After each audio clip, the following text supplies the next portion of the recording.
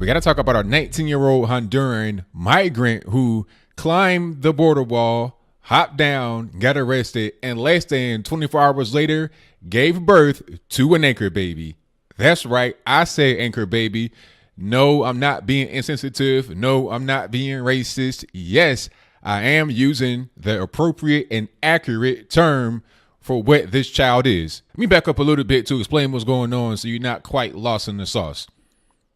Now, there's a woman, 19 years old, who came from Honduras through the whole migrant caravan. She joined them in mid-October, so you're talking about 2 months. She's been traveling in this caravan for the sole purpose of coming to the United States and giving birth. Because once you give birth on U.S. soil, it doesn't matter if you're a citizen, non-citizen, or whatever, that baby is automatically a citizen. And when you're a non-citizen, that baby makes it very difficult for the parents to be deported because who's going to take care of the baby? And then on top of that, not only is a mother given, like, I don't want to say almost permission to stay, almost amnesty, so is a father, and then so are other family members. Because let's not gloss over this point. This couple, a 19-year-old woman, a 20-year-old man, also have a 2-year-old son who also came along with the trip. So you already got a family of 4 right over the border because one baby got born in the U.S. And then, of course, they already got family that's here. They came through the border at San Diego, but they got family in Ohio. How did they get right there from Honduras? Who knows? But I digress. So you already got family in Ohio. You got a family of 4 that's already here, basically, that's not going to go anywhere. And you're also probably going to be able to bring in other family members from Honduras. That's called chain migration. And these people that come over the border, they know what they're doing. This woman hopped the border wall to give birth to a baby. Now, when she hopped the wall, she immediately got arrested. When she was in the hospital, the customs guys tried to put handcuffs on her, but the nurses stopped them.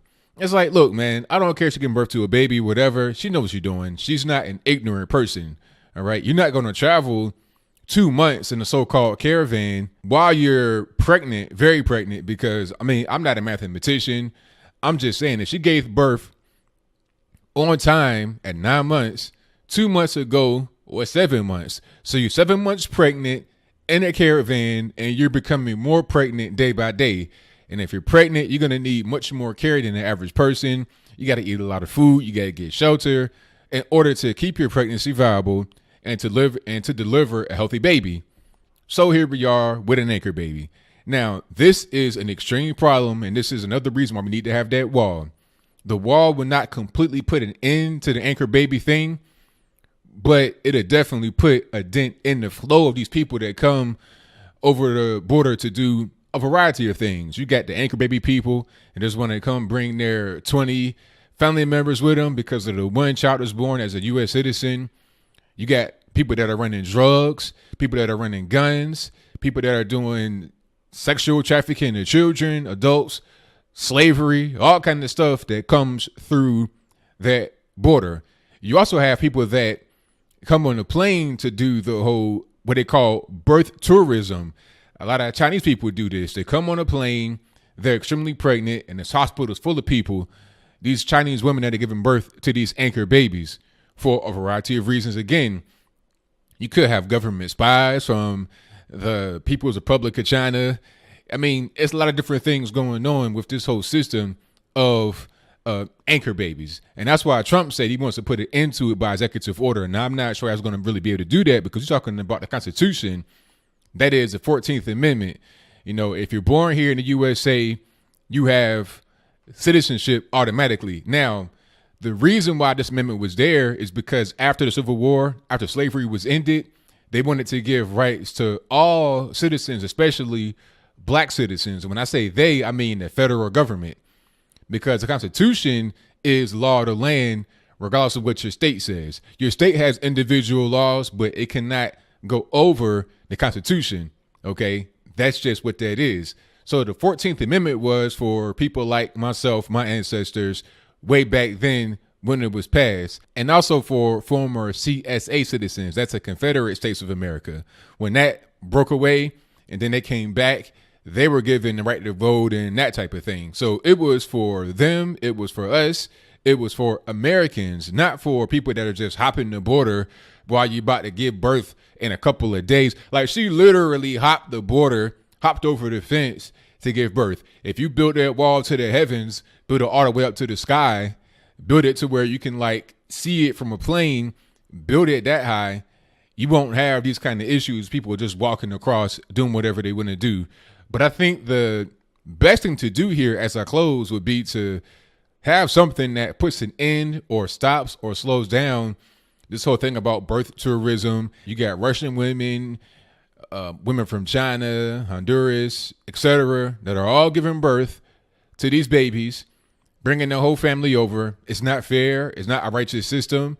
And people that come over here and do it, they know exactly what they're doing. They don't care about any history. They don't care about slavery. They don't care about the Constitution, other than the fact that it allows for them to do this without being checked.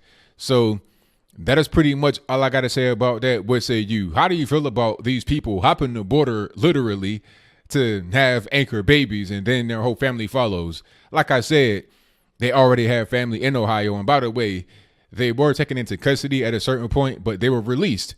Okay, they were released and then sent to their family in Ohio. Now, usually when people get caught and then released into the interior of the country, they come from the border illegally, you never hear from them again. You know, they give you an address and say, okay, I'm going to come to court and I'm going to file my asylum claim or whatever the case, but then they vanish. In this case, they probably won't vanish because they got an anchor baby. No need to vanish. You can just be out there and bold. Like, yeah, I come from Honduras. I don't speak never bit of English, but guess what? I got my baby right here who's a U.S. citizen, so you can't deport us because what you going to do with that baby? You can't deport a U.S. citizen. That's not possible. So weird situation, but not anything uncommon. I just want to hear your thoughts on it. Should we build that wall as high as it can go? Should we stop a lot of the visas, the green cards, maybe even some of the passports for a little bit of time coming into the country? Should we pass something that would put an end to the whole anchor baby thing that we have going on? Whatever your comments are, please let me know in the